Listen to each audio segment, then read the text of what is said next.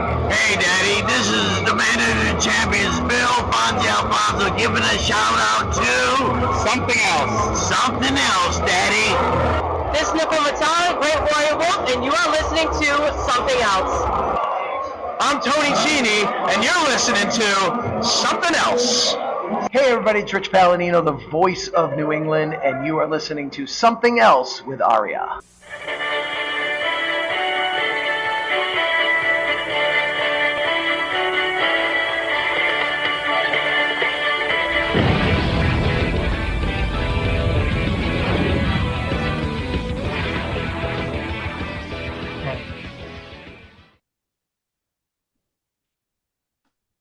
Welcome to episode number 206 of Something Else. My name is Aria, and today we're looking at NWA Total Nonstop Action, episode number 52 from July 2nd, 2003. And joining me here, as always, is the Chris Sabin to my Trinity. It's Cindy! Cindy, how the hell you doing today? I'd like to do an impression of the best thing Vince Russo said all show. Are you ready? He drank a Pepsi? There. Did you burp into the microphone? Yep. Okay. Yes. Vince Russo drank some Pepsi this week, and yeah, I gotta say, I was having, I don't know, flashbacks today. Well, flashback, sure, because it was like, this is 2003, so of course it's a 2003 bottle of Pepsi, but it was the stylized bottle of Pepsi that I'm like, huh, I remember that bottle. Yep. Anyway, yeah, the weird 1 liter variant. Yes. We're looking at TNA number 52. Technically, this would be our 1-year anniversary show, but, they skipped 4 total weeks? Well, no, actually, they skipped 2 weeks, just we skipped 2 others. Well, it was like they did the Special X show that we did the Best Damn Sports period for that, and then the next week on 9/11 when they took a week off. And then they took off December 25th and January 1st, and we skipped those entirely. So, yeah, technically, we'd be 4 weeks ago if they had, not skipped those shows that they skipped. By the way, so, we're obviously 2 months away from this, but I forgot to mention this last week, and then I didn't note it this week. So coming up in September, TNA has to move out of the fairgrounds for 2 weeks because of, wait for it, the Tennessee State Fair. Shockingly, they have a fair at the fairgrounds. And this year, they do something different. 1 week they do the Super X Cup, which I'm actually looking forward to, which means, hopefully my expectations won't be dashed. And then the second week they do their famous 1 cent pay-per-view, which is just a highlight show of, a bunch of, big matches they had over the prior year. And Cindy, just to, before you ask, we are not watching the 1 cent pay-per-view. We are, however, going to watch the Super X Cup. Of course so, we'll have a nice 1 week break coming up in September. But anywho, before we dive into it, we'd like to tell you what is being reported this week in the Wrestling Observer newsletter, under at least the TNA section, to give you some context of what's going on behind the scenes, especially now that we don't have Jerry Jarrett's book to go through every week. And, yes. Unfortunately, Jerry Jarrett stopped writing the book at the end of 2002. I imagine his 2003 journal could have been pretty fucking interesting itself. Anyway, so spoiler alert for the main event. Frankie Kazarian almost breaks his neck on a Styles clash. Thankfully, he did not. That's where the almost comes in. Unfortunately, the news was not as good for another young man. 21-year-old indie wrestler CJ Sensation broke his neck taking a middle rope Styles clash on an indie show in Pittsburgh this week. He landed right on top of his head, similar to how Kazarian lands. However, he manages to do what Kazarian didn't do and break his neck. So I didn't look, but I'm gonna bet the poor kid never wrestled again. But again, I look, but I mean, still, that's a nasty injury to recover from. Especially when you're an independent wrestler. Um, This week's crowd was only 700 due to them cutting back on free tickets. No word on the exact number of paid versus paper. And in one of those, not really a wacky coinky dink, but kind of, future NWA owner and pseudo kind of TNA investor, William Patrick Corgan Jr. was at this week's show since he's friends with Raven. Irony, of course, because spoiler, Raven is not here on this show tonight. Yeah, I because don't know. Raven is in the hospital treating his burns. By the way, Well, I did look up CJ Sensation. Guess what? There is good what? news in all of this. He He is recovered? actively wrestling. Good for He him. last, yep, he last appeared. He wrestled in the UK.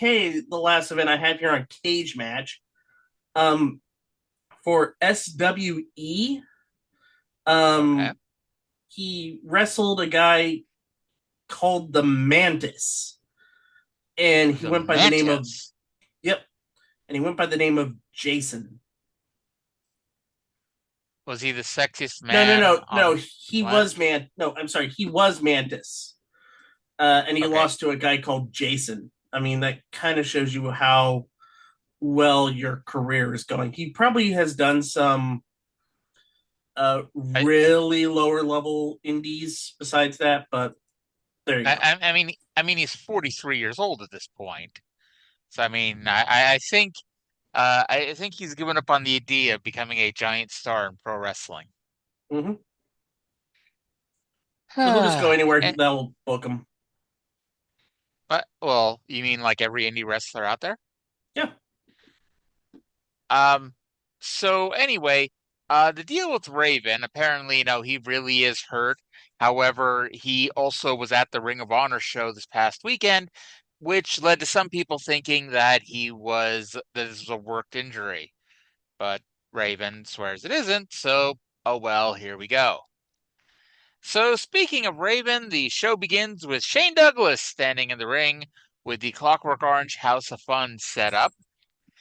He said Raven is doing fine in the burn unit, and Raven has told Douglas that he would be here next week because why wouldn't Raven let Shane Douglas know his plans for the future?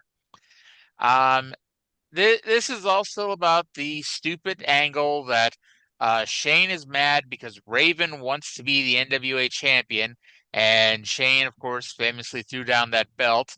And because nothing important ever happens in TNA, we have to make a big deal about other companies' major angles. Um, Douglas said he would send Raven back to the ICU if he shows up next week, and said that it's supposed to be him versus Raven in a Clockwork Orange match. So Douglas ordered the referee to ring the bell and hold up his hand in victory. And instead of doing that, out came the man who, Cindy, did you watch or give a shit about what happened at Night of Champions? It's a Saudi show, so fuck no. Out comes the man who did not defeat John Cena for the WWE Championship at Night of Champions this past Saturday, CM Punk. Poor hypocrite didn't win a belt. Fuck off. Why don't you say how you really feel? And so that led to our opening match, Shane Douglas versus CM Punk in a Clockwork Orange House of Fun match. Cindy, I have a question for you. Okay, I'm gonna rant on this too since you asked the question. You haven't even let me answer the question yet. Right, because I'm going to cut you off at the pass because no, this is not a Clockwork Orange House of Fun match because the match didn't end by Shane Douglas throwing CM Punk off the balcony into a table. Well, that was the rule one time, and in the future matches they had, it has never been the rule ever again. But that wasn't the question. All right, The what's the question question? 2 weeks ago, CM Punk cost Paul London the X Division title. Why did he do that? Because I don't know. Now we know Paul London isn't here anymore.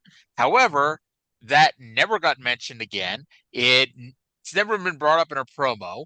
We've had 2 weeks of CM Punk angles where he wants to join the gathering. Raven hasn't even acknowledged his existence. And yeah, so CM Punk randomly ruined a X Division title match for the hell of it. Anyway, Sounds about so right for Punk, CM Punk. yes, because CM Punk went into business for himself. So CM Punk deposited Douglas out of the ring with a super kick and then did a suicide dive. It will never not be funny to see high flying CM Punk. Shane took over with Alabama Slam on the floor. Punk used a springboard chair to the head, of all things. Douglas pulled a pair of brass knuckles from his boot.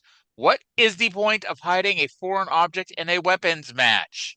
Shane punched him with the knucks and pinned him after a belly to belly suplex. Then, because as always, in TNA, a match can't happen. We can't have a winner and a loser and then just move on with our lives. After the match, Jim Mitchell comes out and Douglas holds CM Punk. Punk spits on Jim Mitchell, so Jim Mitchell shoots the tiniest fireball of all time at him, which the camera mostly missed, to the point that I had to rewind because I thought it was a fuck up that there wasn't really a fireball, but they had to sell that there was. But I rewound just to see the glimpse of it that we got, and then Alexis and Julio ran in and made the save. This was certainly an opener. I gave it a 3.5 out of 10.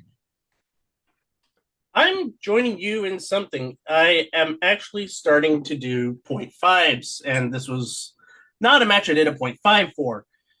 I gave it a 5 out of 10. It was just meh to me. But I can kind of explain why the fireball happened. I think it's because Shane Douglas and Jim Mitchell want to rid TNA of Raven. That's gonna be the story between those two throughout the summer. So he wants to get rid of a lot of the riffraff that Raven is associated with. Although Punk is not associated with Raven, Punk likes to think he's associated with Raven, and because Jim Mitchell is an evil bastard, why not just throw fire on somebody just for the hell of it? So I'm fine. I'm fine with the fireball. I'm fine with the post match because it's a post match that was still part of the continuing story.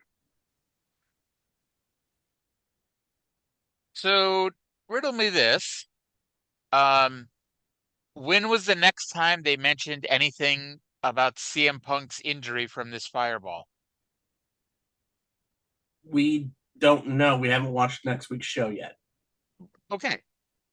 Here's my point. That never gets mentioned again. Never gets mentioned again.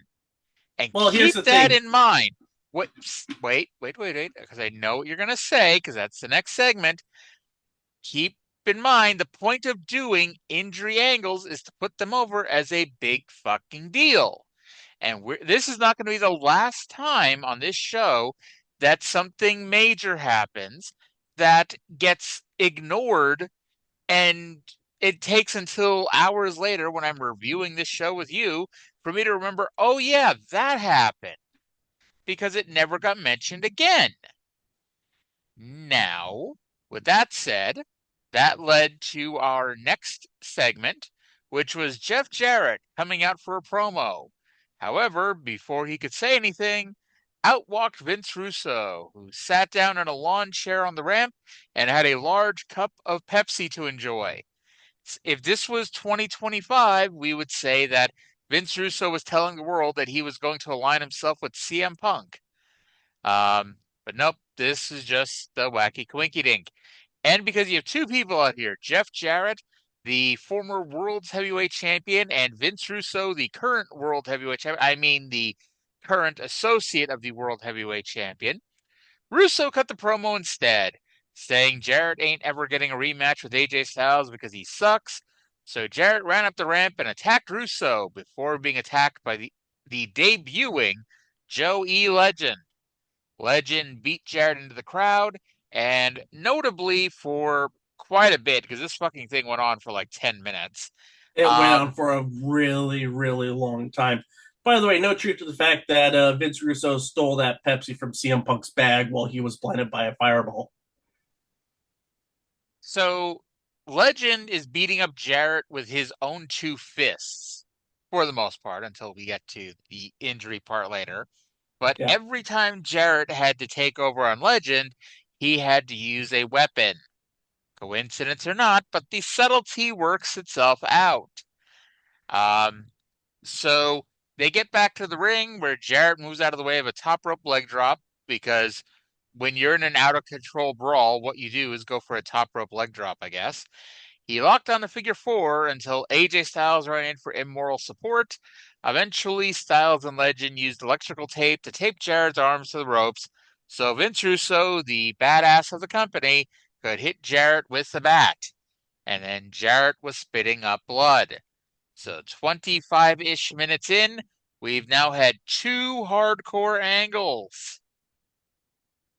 Cindy, your thoughts on Jeff Jarrett getting his ass kicked? This went on for far too long. Like, yes, it from did. Jarrett getting in to Jarrett being essentially being made into batting practice was about 10 minutes, and you could have had this done in half the time. Well, if it was a match, it would have been done in half the time because, that's Vince Russo's booking. Pretty much, yeah. I will also say that this is the best version of Vince Russo because what's been missing from what was missing from this promo that's normally in all of his promos?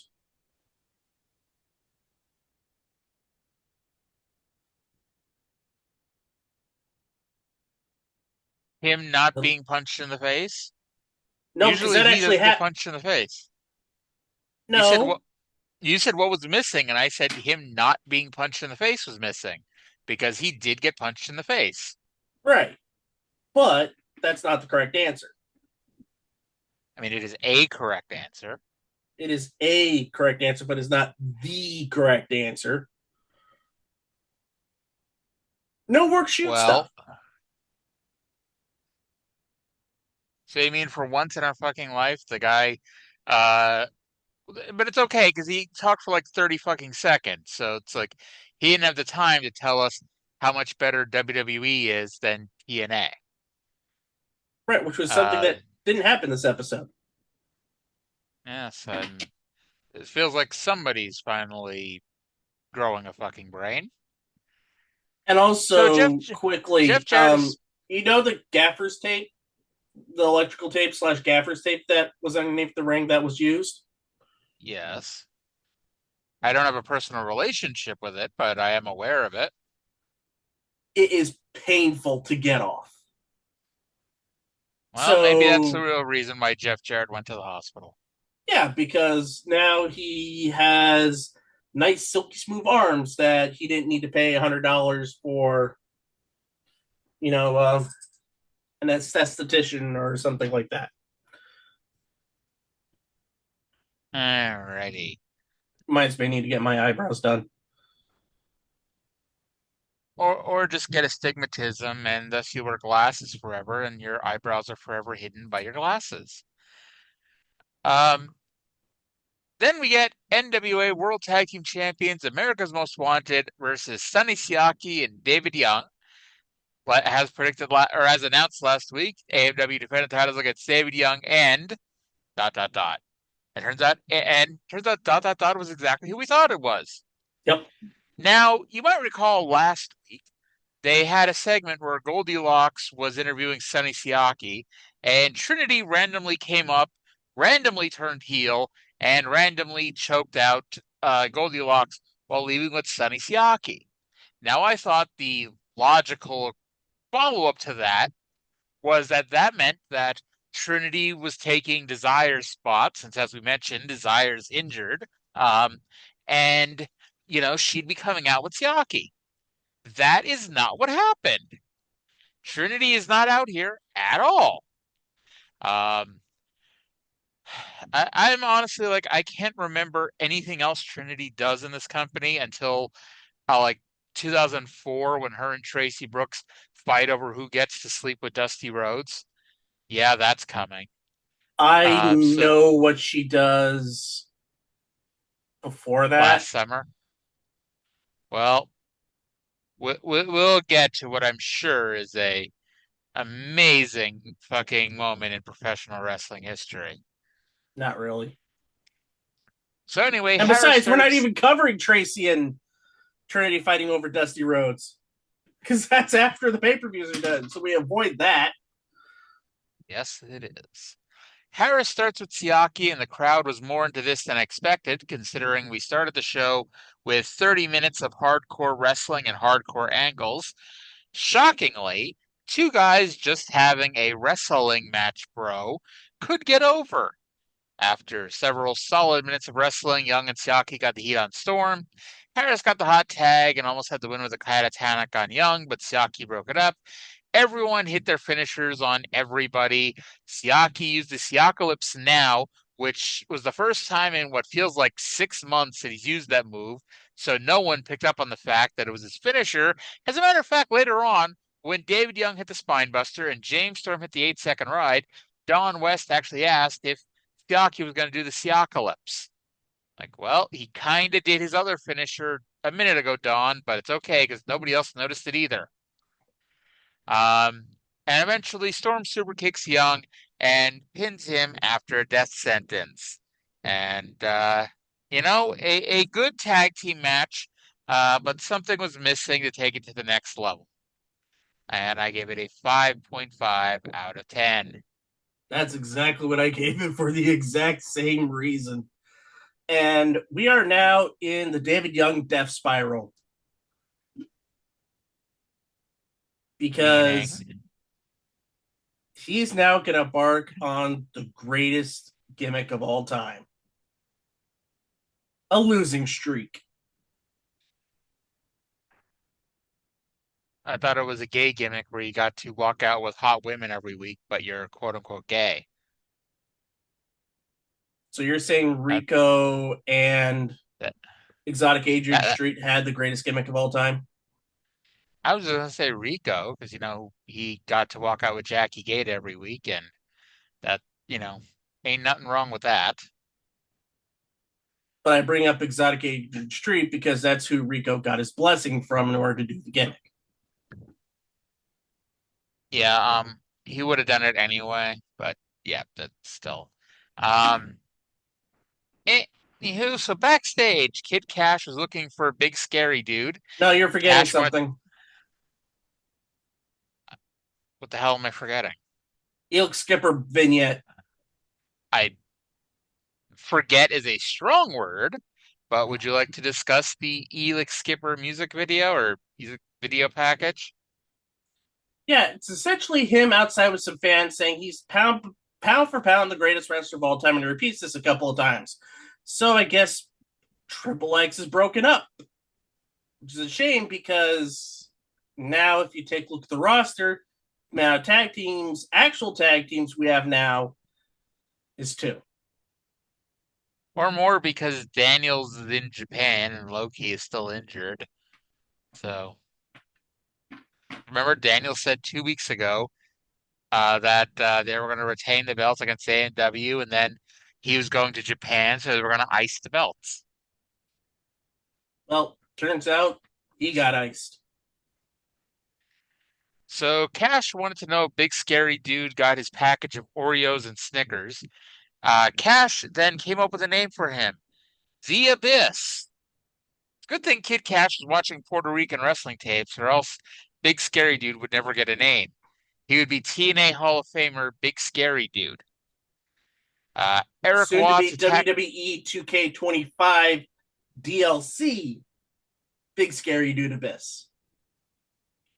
Can I just say that, I love the fact that, and I get, it's the whole TNA relationship thing, that not only is Abyss in WWE 2K25, they have his actual TNA theme song. Now, of course, I'm not talking about the one that morphs into American Made. I'm talking about, the one we all know of. And when we say Mm-hmm. Abyss's theme song, it's the one you're thinking of. Now, I'll tell you what, I'll be up for if they had a Joseph Park on there too. Well, they Remember when had they had, Ethan Page on there, so they could also have Chandler Park. So Park, and Park are back in business.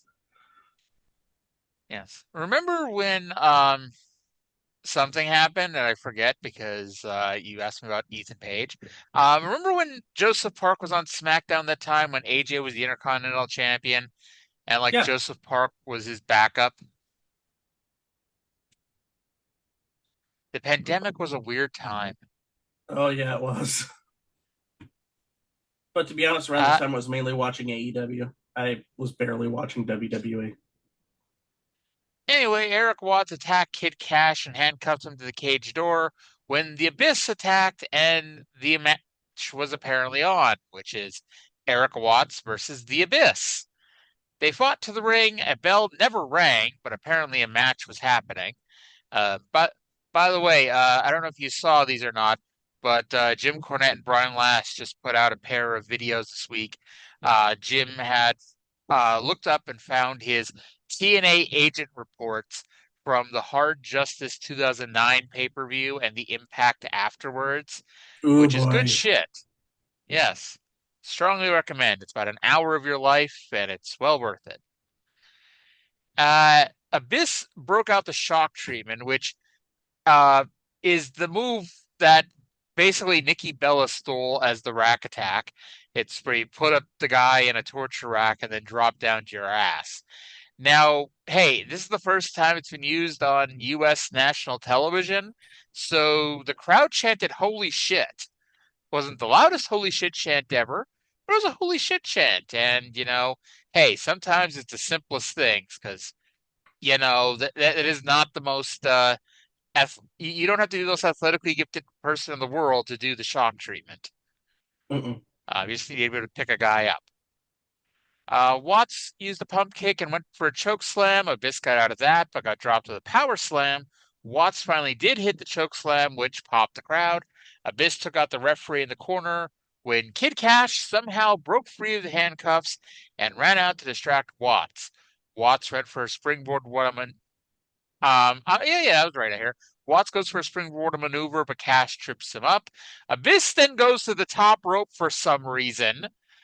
I think I need to reiterate that in case you weren't paying attention there.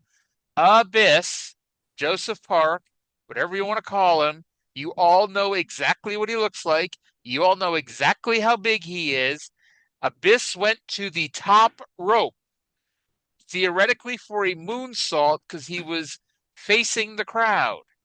However, Eric Watts became the biggest heel on the show for the minute by preventing us from seeing Abyss do a moonsault as he got up and sent Abyss packing with a power bomb off the top rope. Kid Cash went up top for a Hurricanrana, but got a power bomb for his own efforts, and then Abyss hit Watts with the black hole slam for the pin. A much better, a little bit easy for me to say, a better match than expected, but Watts always gives you low expectations. The Abyss is your winner, rating 3.0 out of 10. I gave it a 4 out of 10. I docked a couple of points because We didn't get to see kind of Abyss do a tied powerbomb, a moonsault. that, and also is Eric Watts pretty much useless. He all he had to do was lock in handcuffs on Kid Cash, and he couldn't even do that right. I mean, the way they were selling it, the way Tanay and West were selling it, somebody let Kid Cash out. Who actually likes Kid Cash, who's backstage right now? So it can't be a female. Well, no. If I was a betting person, and I don't care whether I'm right or wrong, But if I'm a betting person, because Vince Russo is writing this, so it's a swerve. Trinity is still with him.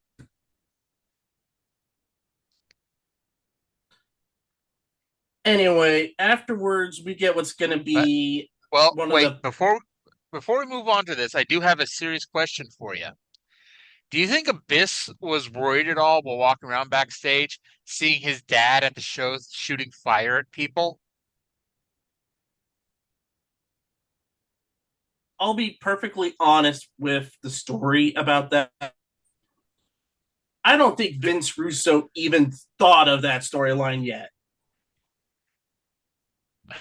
Well, I mean, we're a few years away from that.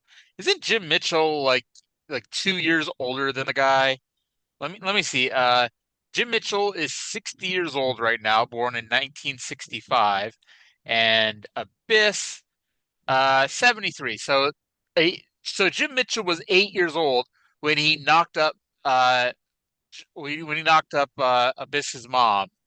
Wait a minute. And that might Hold it. Hold it. Abyss is 73. Abyss was born in 73, yes. Oh, so he's only 52. Yes. Did you think I was saying Abyss was 73 years old? Yes. All right, Cindy. It's only 5:30 over there. I'd accuse you of drinking the good stuff over there, but I guess you still technically could. There's no time you can't drink the good stuff, but most people tend to wait until the sun goes down. It Anywho, it's the tell weekend us and I'm not working tomorrow, so who cares?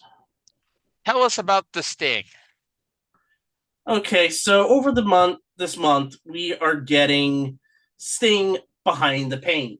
This is a shoot this is actually a shoot interview, I do believe. It's Mike Tenay asking questions to Sting, where he is not in face paint and talks about his career. Episode 1 talks about how he got into the business. And he mentions that being in Venice Beach, where he lived and growing up, it was an area where he didn't get professional wrestling. Which, I by the way, believe him. he legitimately grew up in the same area as Mike Tenay. So, and they're about the same age, but we're gonna ignore that part. But Right. go ahead. Um, maybe Tenay had a better antenna than Sting. I don't know. So Anywho, he had this gym business and got into it because Hogan and Flair was using his gym, I guess. Anyway, so him and 4 guys, sent out dozens of press kits, and Jerry Jarrett saw this and wanted only 2 of them, which turned out to be Sting and Warrior. So the first gig that Sting got was working Jerry Jarrett's territory in 1985. And one of the buildings that he worked was in the fairgrounds. So kind of a homecoming for Sting a couple of weeks ago, going back to one of the first buildings he ever worked. And he thanked him, and because he was the only one, thanked Jerry Jarrett because he was the only one that called them to book him and Warrior. I think they were the Blade Runners at this time, or they got the Blade Runner name when they went to Mid-South. was it the one to Mid South with Bill Watts, and then the story was they got brought over because Crockett, the UWF, Sting, Warrior had already jumped ship to WWF by, and Flair saw something in Sting, and boom, we get Clash of the Champions. So not 100% true, but I mean you're in the right neighborhood. Uh, let's see here. So basically, at some point, because they were like, I think they were called Freedom Fighters USA or some shit like that when they were in Memphis, and then they go to Mid South. At some point, Warrior goes to World Class, where he becomes the Dingo Warrior. And then Crockett buys out Watts in April of '87. That's how Sting gets in. and he becomes the one person in the UWF that Dusty did not fuck up the booking of, and that was more out of flair than anything else. And then yeah, so Warrior ended up in the WWF after World Class, and they never crossed paths again until 1998 WCW. Which is a time that all of us would like to forget. I think most people tend to forget that WCW did book a Nitro match with Sting and Warrior, I think against Hogan and Brett, which the fact that, I had to say I think tells you how memorable that match was. OSW did a whole arc on Warrior and WCW, and that match was part of the Nitro. Talk about four guys who hated each other. Oh, lordy, lordy, lordy. I don't know. I think Brett and Sting liked each other. Storyline wise, they Uh, didn't, because they fought each other at Halloween Havoc. well, yes, but I mean, we can't go around mixing work and shoot, bro. Anyway, next week It's he's going to talk more WCW about. in the late 90s that it happened. Next week, Sting's going to talk more about the Ultimate Warrior. So today announces that he's got an update. Jeff Jarrett has internal injuries, which seems like the most obvious update in the world since he was, after all, spitting up blood. Keep in mind that we have not heard an update at all about CM Punk, the man that we had fire shot at him 10 minutes before Jeff Jarrett had his ribs hit with a bat. Let's be Then, honest. It's CM Punk, who's a nobody, and Jeff Jarrett, who is the former world champion. They're going to dedicate a then, lot more time to Jeff Jarrett than CM Punk. then you don't do the angle. The like, I don't care if CM Punk ate Kenny Omega's arm. It doesn't matter. Substitute CM Punk with anybody else. You do not do an angle where you shoot a fireball at somebody in the first segment and then immediately forget about it the rest of the show, because you then immediately do another hardcore angle in the next segment that's going to take precedence. Because if you want the Jeff Jarrett injury angle to be the one that takes precedence, to be the one that everyone's supposed to talk about and remember, then you don't do the fucking fireball. Because guess what? I had forgotten that the fireball ever happened, and I had originally made a mental note to myself to mention how Jim Mitchell, a week after shooting fire at Raven, wasn't even on this show, and he was. That sounds like a you problem. Yeah, or it's a dipshit writing the show doesn't know what the hell he's doing. The dipshit writing the show, he'll talk about how he loved the Roddy Piper hitting Jimmy Snuka with a coconut angle, and he liked other specific angles, which is great. I'm happy he has a favorite angle, but the reason why Roddy Piper hitting Jimmy Snuka with a coconut is memorable because 5 other angles didn't happen on the same show that had equal or greater precedence. And then the next week, Jimmy Snuka did not hit Roddy Piper with a coconut. This is why certain things are memorable and certain things are not.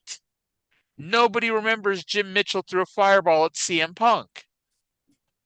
Nobody That's remembered it because it 30 wasn't minutes memorable after and it he barely happened. hit it. Exactly, but then you don't do the angle because it's not going to be memorable. It's going to be forgotten when you do something even more extreme 10 minutes later. But So then you again, at this point, save did it anybody for, care about CM Punk? That's the problem. then you don't do it. That's the freaking point. You don't do an angle if it doesn't mean anything. CM Punk, I don't know, I haven't watched next week's show yet, but I'm fairly confident CM Punk is not coming back for Revenge next week. In fact, I'll bet you there's a decent enough chance CM Punk is on the show next week and they don't even mention it. Because how many people have we seen on this show have shit happen to them that never got mentioned? Not to mention that time Jarrett clonked Alexis Lurie with a chair. What about the time Jarrett clonked Dusty Rhodes with a chair? Never got mentioned again. You know? Because chair shots were a dime a dozen back then. then 2 months ago. I mean, in that certain timeline, like you could watch a wrestling show around that time period. There was like 3-4 chair shots. They weren't memorable.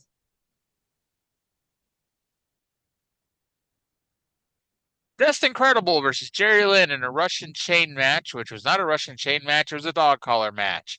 Jerry Lynn came to the ring wearing the dog collar and took it upon himself to make sure Justin put it on. This match was longer than the first 2 matches they had put together, and at least since, hey, it was a dog collar match, it had some blood. Now, I'm not a huge fan of it. I'm not a huge fan of blood, but if you're going to do a dog collar match, it requires some blood.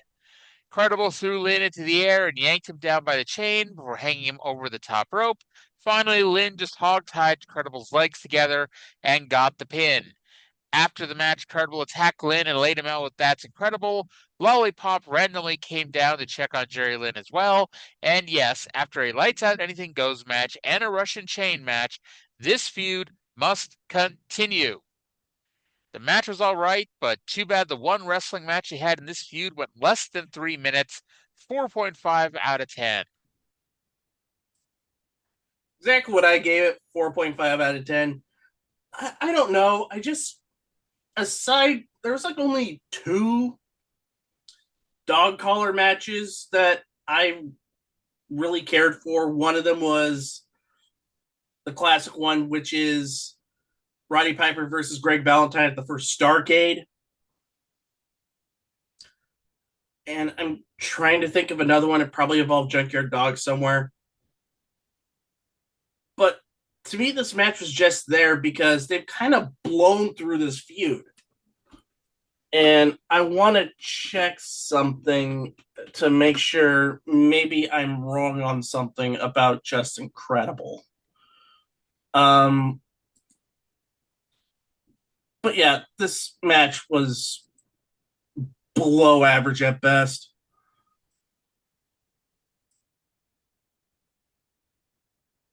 Am I waiting for you to look up whatever you're looking up? Nope, not important. Move on. Frankie Kazarian was talking to Bill Behrens about getting an X Division title match when up walked AJ Styles, who implied that he was going to give Jeff Jarrett a world title match tonight, but oh darn, Jeff Jarrett is injured and in the hospital. So instead, he offered a world title match to Frankie Kazarian. Styles was an ass the whole time, mockingly slapping Kazarian. So thankfully we got a main event, because otherwise our main event was going to be the Sandman versus New Jack in a hard 10 tournament final. Yes. So AJ and Kazarian tonight for the World's Heavyweight Championship. I wonder if the NWA Board of Directors sanctioned that match. Bill Behrens gave it its approval, and he's the representative, so why not? Then we get Mike Sanders versus Shark Boy. Now, you know how every week I watch approximately 1 hour of the show and then go do something else with my fucking life because I cannot watch 2 straight hours of this show to save my life? This was the match this week where I had my break. And hey, it tells you something about this show because this was an hour and like 15 minutes into the show. So I lasted more than usual before, I decided that Mike Sanders wrestling a loser leaves town match would put me to sleep. So last week, if you recall, Glenn Gilberti wanted the former SCX people to unmask Shark Boy. Pardon me. Only Sanders tried and he failed. And this is apparently part of Gilberti's grand master plan to get Vince Russo to reform Sports Entertainment Extreme. Cindy, take it from here. It was a match like I saw they had once on WCW Saturday Night in 2000. It was a thing that happened. At the end, Shark Boy did his bite, went for the DSD. Sanders blocked it. Shark Boy rolls him up for the 3.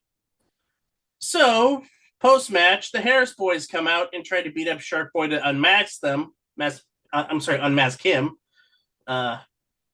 Shark Boy uses he/him pronouns. But Shark Boy escapes.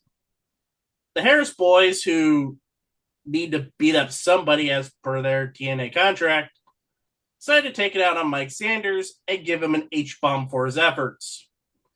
Well, Sanders got in their face. True.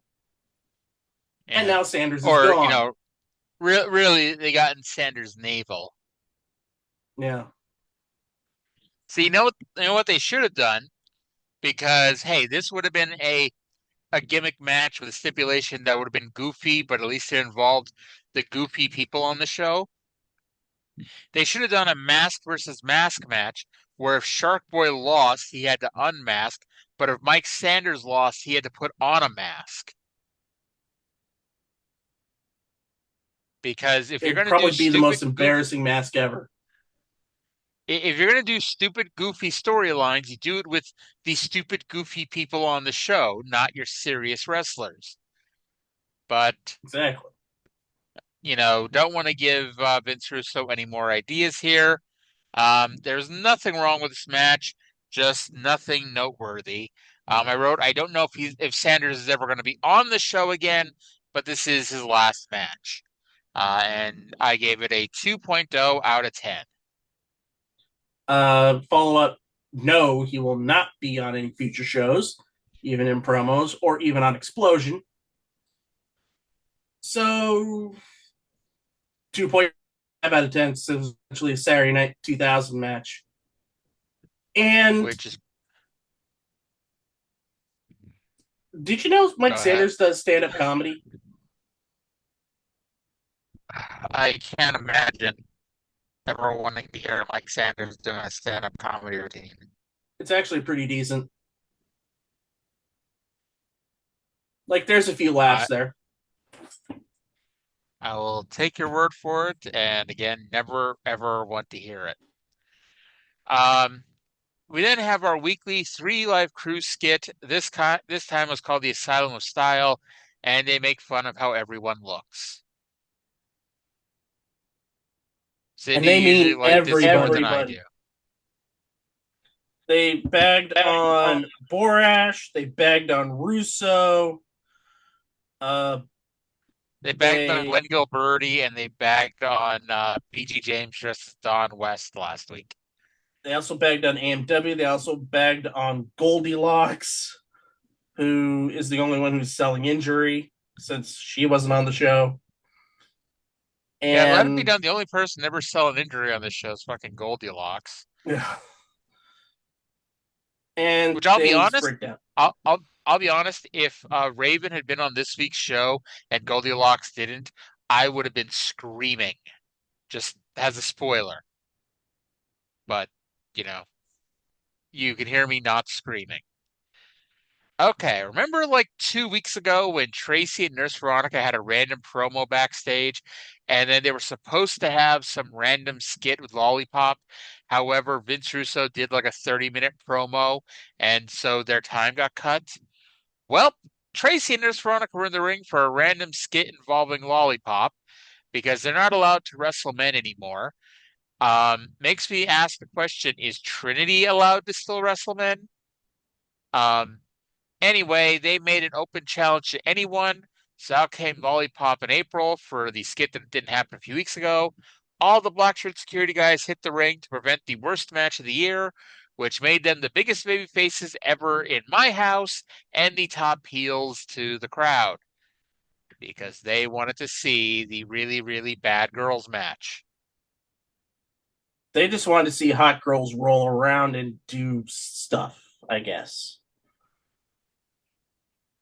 I cannot imagine that. I don't know where the hell this Tracy and Nurse Veronica thing goes because yeah, Tracy's here for off and on for quite a while. Nurse Veronica, I doubt is going to last another month. But yeah, it's like Tracy eventually becomes a manager of somebody who's not even in the company yet, and I don't know. If you were to tell me that Nurse Veronica was one of the cage dancers, I'd believe you. Yep. Anyway, by the way, speaking of people that Tracy Brooks is going to manage who aren't even in the company yet, you realize the first Ultimate X match is in a month, and one of the participants isn't even in the company yet, and the guy that sets up the match isn't even in the company yet? Talk about hitting the ground running. Yeah. So in case anyone's curious about uh long-term booking here, like, hey, at least we're getting Kazarian and Saban are in a feud right now. I'm assuming Michael Shane is going to be here in the next week or two, and I'm assuming Don Callis is going to be here in a week or two, because otherwise I'm going to be scratching my head because I think the Ultimate X match is on August 7th-ish. That sounds right. Um, August 6th. I'm not looking at a calendar to tell you if it's the 6th or the 7th, but that sounds right. And Don Callis is the one that sets it up. So yeah, we have to have Michael Shane in the company and having him do something in order to be getting an X Division title match. But that's still August to come. 20th. August 20th is the first one. So I'm a little off. So we got 6 weeks. So still, we still need two people who are a key part of getting that match set up to be debuting in the company. By the way, whatever happened to Eric Watts telling us about how DDP's best friend Eric was on his way in to run the company? That has been mentioned in like 3 weeks. Well, he's getting beat up by Abyss. I mean, you'll forget anything after that happens. So the Sandman and New Jack did a pre-tape promo where they discussed their upcoming match at Hardcore Wrestling in general, leading to the Sandman versus New Jack in the Hard 10 tournament finals. Hey, remember like 3 weeks ago when New Jack took on Mike Sanders in the semifinals and New Jack won, and I was scratching my head because I'm like, I could swear the Sandman wins this tournament, but they're not going to have Sandman versus New Jack in the finals. It would be a babyface versus a heel. So that meant Sonny Siaki had to defeat the Sandman last week. And that must have meant New Jack won the tournament. Well, guess what? I was right. Well, half right was my original thought. The Sandman did win this tournament. He just, beat New Jack instead of Mike Sanders. It makes you wonder what the point of that annoying ass Mike Sanders commentary for 3 weeks was. That we kept having him come out and harass Mike Tenay and Don West about the Hard 10 tournament. Anyway, as stupid as this tournament is, and this is, again, this beats the Asylum Alliance tournament for a few reasons, not the least of which is if you were to pick two people in the entire company to have a random mind-numbing hardcore match as the final, this is at least the right two people to be in the finals. Now, Cindy, we had the semifinals last week, and help me again with the rules of this tournament. In order to get points, you have to hit somebody with a strategically placed weapon to get a point. And in the first round, they made a point of saying that the strategically placed weapons were the weapons that the fans were given to hold to hand to the wrestlers. However, last week and the week before during the semifinals, in both cases, one of the wrestlers had grabbed something from the backstage area and hit their opponent with it for a point, thus, negating the whole, strategically placed weapon nonsense. So this week, New Jack brings a staple gun to the ring and uses it on the Sandman, and that did not count for a point. Right, the same way that Sandman brought out a Singapore cane and didn't get a point from that either, so it nullifies. Yes, but again, we just saw this last week and the week before. Anyway. So it's a hardcore match, who cares? Well, stupid rules are still stupid rules. So, what stupid rules are meant to be broken anyway, so who cares? What, pray tell, do we mention is the finish of every Hard 10 match? They hit each other with weapons until they both get, to at least 5 points, and then one of them gets put through a table. They both bled. out when they got to 5-5, they fought into the crowd. At 7-7, they're in the audience, and Sandman backdrops New Jack off the balcony, partially through a table, a conveniently placed table, although it wasn't really conveniently placed because New Jack almost missed it entirely, and about half of his body thwacked on the floor. And the only time I'll say this, because I'll tell you what happened afterwards in a second, is a good fucking thing that Jack did manage to hit part of the table and go through it, because otherwise they would have found a way to have to keep the match keep going. And here's the problem. New Jack is now unconscious. Legitimately, shoot, unconscious for 30 to 45 seconds, taking this insanely dangerous bump that was immediately forgotten for a couple reasons. Because we immediately cut away to a video package for Negro Casas and Shocker of all people, who are going to be here next week. So yes, this 7-week long tournament, the finish of the match, we have a spectacular finish. Do we get a replay of the finish? No. Do we get a minute to acknowledge the Sandman as the winner of this 7-week tournament and proclaim him the king of hardcore at TNA? No. Do we stop and note that New Jack is receiving medical attention and keep the camera on him, long enough so the fans could at least get something of an update, because it was very obvious that move got fucked up or that finish got fucked up? No. We immediately cut to a video package, and it was never brought up again.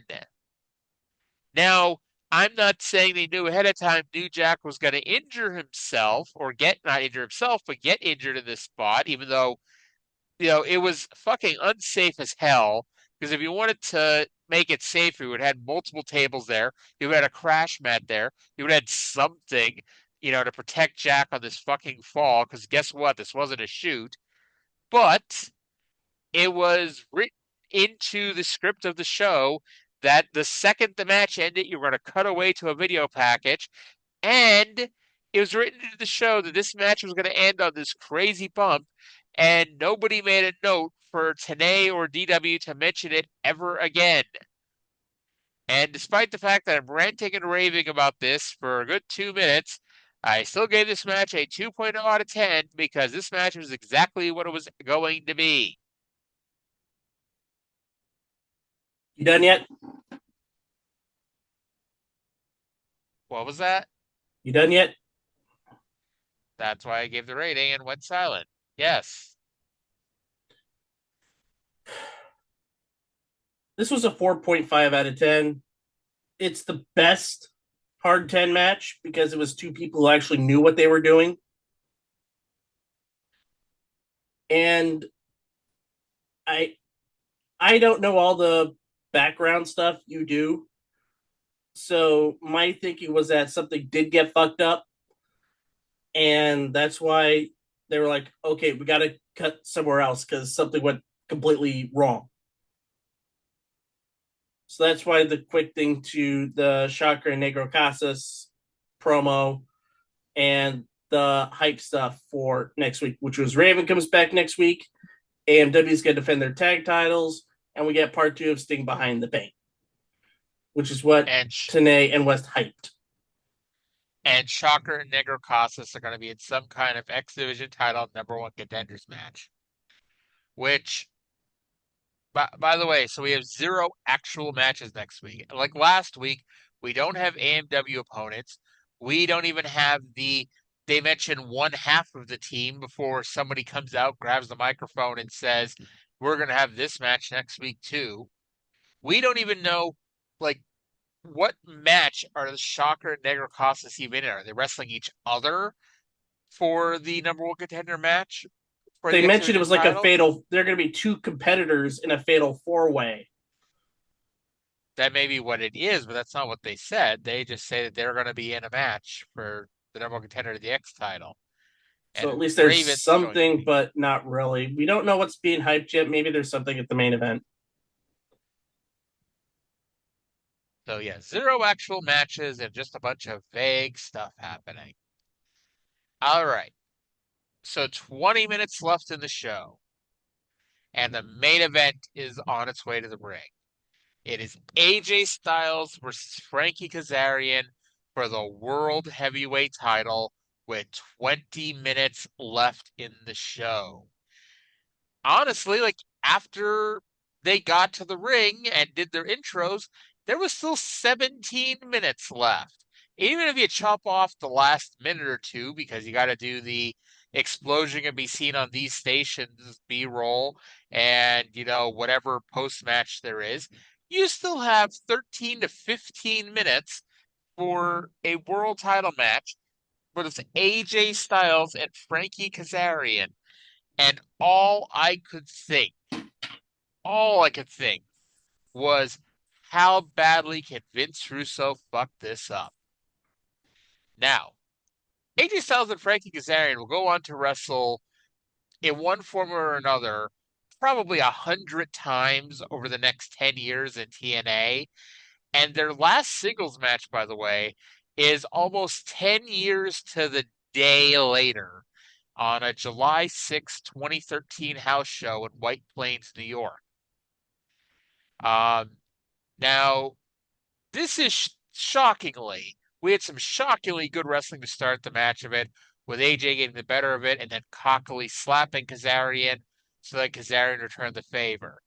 Now, I mentioned off the air to Sydney because I was talking about not a house show, an indie show I went to yesterday, and there was a women's match on there with two girls who are fairly green, and like it was a very choreographed match, like even more so than a wrestling match is choreographed. Like Kazarian at times in this match reminded me of that, like better than they were, but like he was still hesitant in spots. He was still a little he has a year more experience than AJ, but there's a reason AJ was always the golden child of TNA because it's like he came in, AJ had already been all over the world at this point. AJ came in and had that great feud with Jerry Lynn to even get better. And Kazarian, while showing a lot of promise, he really doesn't come into his own until later.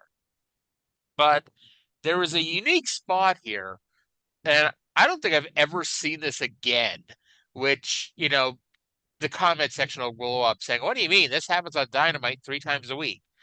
But Kazarian is standing on the ring apron, and AJ does essentially a hurricanrana to Kazarian, but Kazarian hits his neck off the top rope. And I'm like, that's a little different. Um, so then the interference started. Chris Sabin runs in and gives Kazarian the catatonic to the knee. Now, Cindy, did you ever read Jericho's first book? No, I don't read many wrestling books. Okay, well, if you're ever going to that, his first book is a pretty damn good one to read. Anyway, when Jericho and Lance Storm were the Thrill Seekers in Smoky Mountain, they were dumb and did the Rock and Roll Express's finisher, which was the double drop kick, but they did it from the top rope. And the problem with that is the Rock and Roll Express are still the top babyface tag team in the territory, and Jericho and Storm are two young guys and not realizing their spot. They basically got a bunch of heat on themselves for stealing the veteran's big move. Now, calling Chris Harris the veteran is a strong word. However, do you think Chris Harris ever went to Chris Sabin and mentioned, dude, can you stop fucking using my spot? And doing it like one step higher. That's his fucking finisher, and Saban just using that as um, you know, a regular transition move. Anyway, Trinity then runs down because why the hell not for even more interference. But when Styles came off the top rope, well, when Styles, I screwed up something here. I wrote when Styles came off the top rope, Kazarian got drop kicked. Trinity then did a top rope hurricanrana, but Kazarian moved, and Trinity gave it to AJ Styles, and hey, she was already mid-move, so she could not stop doing a hurricanrana somehow, which, by the way, was right in front of the referee, because at least before that, they got the interference, but were constantly distracting the referee. So why was that not a disqualification? Before you say, well, she was on AJ Styles' side, I will counter that with she's still interfering in a wrestling match. You could throw the match out if you like, but either way, a interfering third party interfering in front of the referee should result in the bell ringing and the match being stopped. Anyway, I counter that with this counter. You ready? Because TNA referees are fucking morons. Part of that all is throughout because all throughout the history of TNA, referees have been morons. And ever since they added the stipulation where you lose the title on a DQ, they have been near brain dead. Now, partly due to TNA referees being morons, but also the referee for this match was Rudy Charles. Now, the name may not mean anything to you, but Rudy Charles is current WWE referee Dan Engler, for those curious. I reiterate, still dumbass. So Kazarian hits the Wave of the Future, which is the STO, but AJ kicks out. Sabin gets knocked off the apron, and then Kazarian does a beautiful little tope onto both Sabin and Trinity. The finish saw Kazarian go for some kind of top rope seated senton, but Styles blocks it and hits a fucked up Styles clash for the win. And yeah, so it's actually not hilarious, but AJ Styles has done this move on national television for a year now, and Kazarian tucked his head, which I get it's the instinct to do, but that's what leads to you fucking up your neck. And actually, when AJ leaves TNA in a decade and he goes on the Indies, he like twice people got injured for tucking their head on the Styles Clash, which actually is part of the reason why Vince temporarily banned the Styles Clash, because like Vince doesn't know any fucking better, but he just heard there's a move called the Styles Clash and people got injured from. So he banned it when AJ debuted, and then Jericho had to work in a way to get it unbanned without Vince knowing what he was doing. Basically, he had AJ give him that move in their first singles match on Raw after the Royal Rumble that year, and then Jericho went to Vince afterwards, like, "Oh, so what do you think of that pancake move that AJ gave me?" And Vince was like, "Oh, that's good shit, pal." And that's how the Styles Clash got unbanned without Vince knowing any better. Anyway, unlike what happened with our opening, with the guy that we talked about in the opening, disaster was avoided. Kazarian does not break his neck here, thank God. Then, because again, it's TNA, so one person cannot win, one person cannot lose, and then we just move on with our lives. Because at the end of the day, like, it was a nice match, and we'll get to the ratings here in a minute, but we did not need a post-match angle with this. Literally, the show could have just ended right here, and everyone would have gone home going, okay, that was fine. Good even. But of course, because the show cannot just be about the wrestlers, bro, and the wrestling, bro, Vince Russo came out, bro, and thwacked Kazarian with his bat. D'Lo Brown came out and laid out Sabin, Trinity, and Styles, but the red shirt security came out and kept D'Lo from attacking Russo. D'Lo took the mic, and man oh man, Matty, D'Lo took the mic and called himself the notorious DLB, which I pray to somebody that I don't believe in is a 1-week phrase that he never says again. D'Lo challenged. It is a really, really bad moniker to give himself. Cringeworthy AF is what the kids these days would call it. Okay, So this is where it got fucking confusing here. Because D'Lo challenges AJ to a world title match next week. Russo accepts it, but the way he said it, I thought he accepted it and it was going to be a 2-on-1 handicap match next week with Russo teaming with AJ.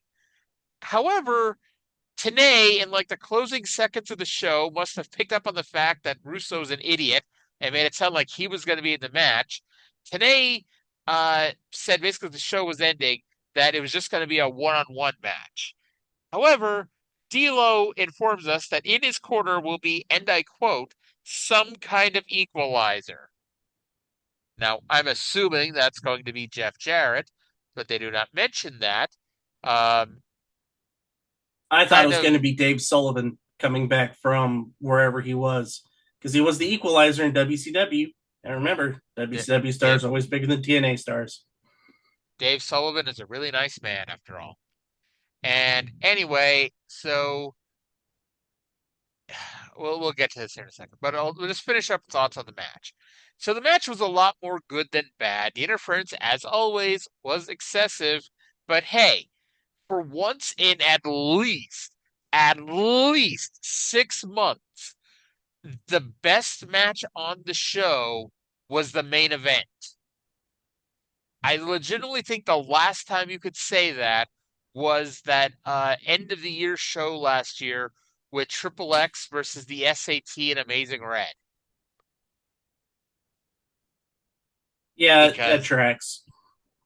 They regularly end the show on a negative note, which you would think they would be smart enough to figure out maybe that's a bad idea. Anyway, now obviously Kazarian does end up having a pretty good career, but watching this, I'm thinking, imagine if they did the same thing with Kazarian to some degree that they did with AJ Styles last year, and just put Kazarian in like a 3, 4, 5 month feud right now with Jerry Lynn. And imagine, like, even if like peak Kazarian is still the exact same Kazarian, we could have gotten to peak Kazarian a lot more recently than that. But that's not going to happen. In fact, if you told me, and I'm sure they did wrestle at some point, but if you told me that Kazarian never wrestled Jerry Lynn, I'd believe you. But anyway, I gave this match a 6.5 out of 10. Like I said, it is a match that feels like it should have been better, but it just wasn't quite there. But 6.5 out of 10. I think if this was Kazarian and AJ a couple years later, it would be a much better match. But still, it was a pretty good match. And I was fine. Here's the thing. I was fine with Sabin interfering because that made sense, because the current feud for Kazarian is Chris Sabin. So it kind of made sense for him to interfere and screw over Kazarian.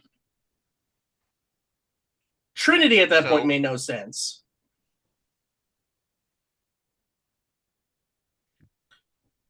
Because Trinity we don't was know. Out there because she hadn't been on the show yet, basically.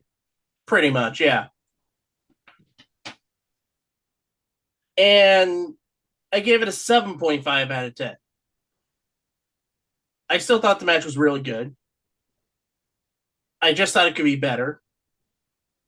And to be honest, I don't mind this Russo that we have right now compared to SEX Russo, we'll say. Because I could deal. I would be happier with zero Russo. Well, too bad.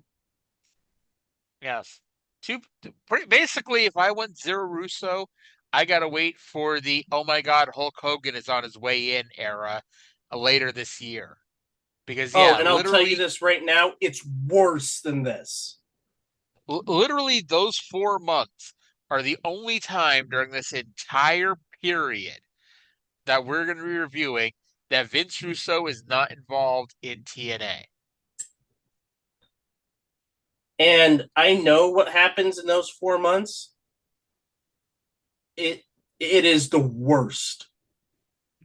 Yes. Much like how how they never mentioned anything after Raven attacked Jarrett until they had the Raven Jarrett match. There's a reason they never mention anything after Jeff Jarrett hits Hulk Hogan with a guitar. Like the Like, whole rest of that year, we'll say after Jarrett gets the belt back, it's like they were banking on having Hogan and they were going to do a longer program.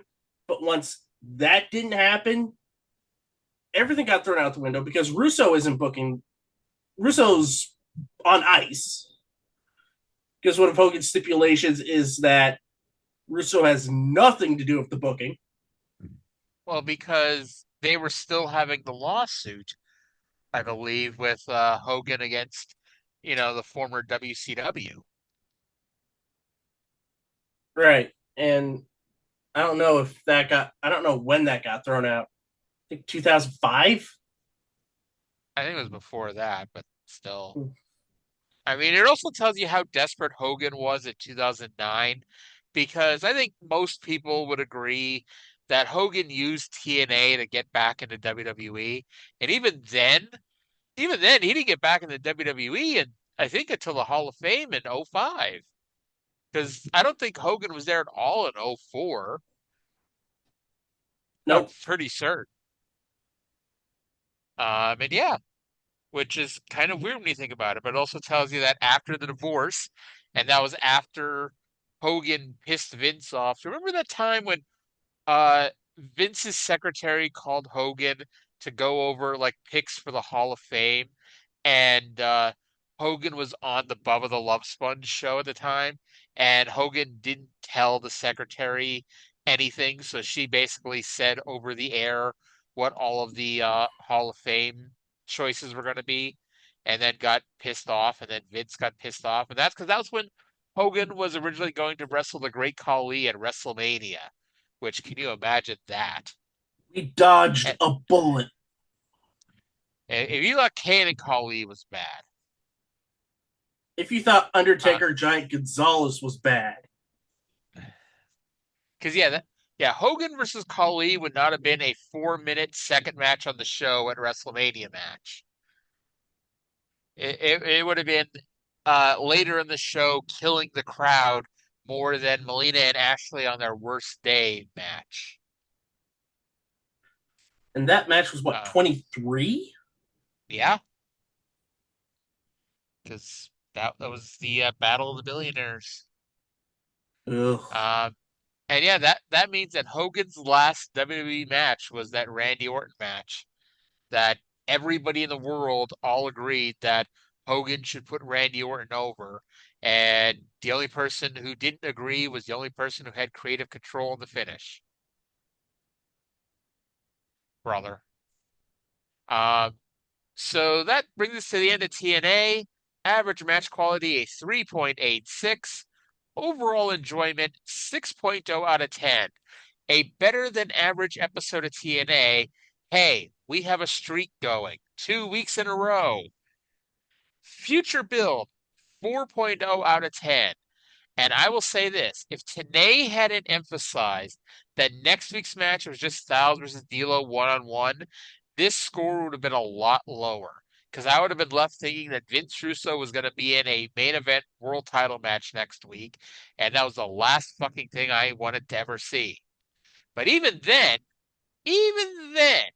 and again, Styles versus D'Lo, I don't know if this is going to be that match, but I've told the story that there was when TNA used to put like free matches up on their website during the weekly pay-per-view era. The first TNA match I ever watched was AJ Styles versus D'Lo Brown on one of these weekly pay-per-views, and I was fucking floored because up to that point, like D'Lo Brown was a WWE mid-carder, and AJ Styles I'd forgotten was a WCW opening match guy. Mm-hmm. Um, I was floored by how fucking great that match was, and I hope it lives up to my memory.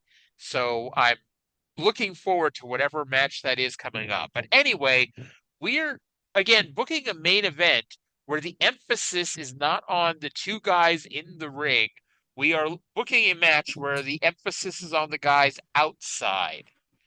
Plus, once again, wouldn't it be nice if they could be bothered to tell us simple things like who America's Most Wanted was even wrestling?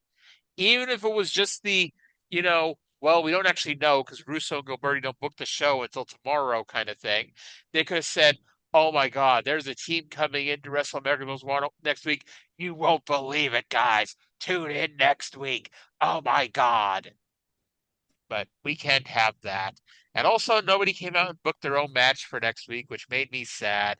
Anyway, overall rating for this better than average TNA show, a 4.62. It is amazing how low that bar is for TNA to say that better than average is still less than 5. And I thought this show, it wasn't as good as last week's show, but I think this was better set up than last week's show. Because if you remember last week's show, the best match was first. But in this show, the best match was last. Well, most weeks the best match is first because usually they put a hot X Division match in the opener. But still, we've got build going. You know, the Shane Douglas Raven feud. I'm still angry that we don't have his Perfect Strangers theme yet. But still, this was a good show. And I'm still dreading what's going to happen next week. Because I know the bottom is going to fall out somewhere. Oh, great. You're the person who watches these weeks ahead of time, so you're really making me feel good about next week now, Anywho, that's going to do it for this week's show. Like I said, a better than average TNA show. Maybe they'll be able to make it 3 in a row. Maybe not. But hey, better than average at least can lead to an audience being built. But that's it for this week. Sydney, before we go, anything you want to plug? Any video games? Any whatever? I am building a Game Gear collection. And I just picked up Castle of Illusion starring Mickey Mouse for the Game Gear. It was a launch title, believe it or not. Did it weigh very much when you had to pick it up? What, the Game Gear? No, because I'm a lot stronger than I was back when I was 8. And besides, I never had the Game Gear when I was a kid. I always had the Game Boy. I didn't get a Game Gear until like 2013. When I was a kid, I wanted a Game Gear. When I was a young adult, I wanted a PSP. I got neither. So now I look at the Nintendo Switch going, maybe, but that'll probably go up there with the Game Gear and the PSP. But anywho, that's going to do it for this week's show. Thank you all for listening. Hope you all enjoyed the show, and we'll talk to you again in 7 days. Do do do do do do do do do do.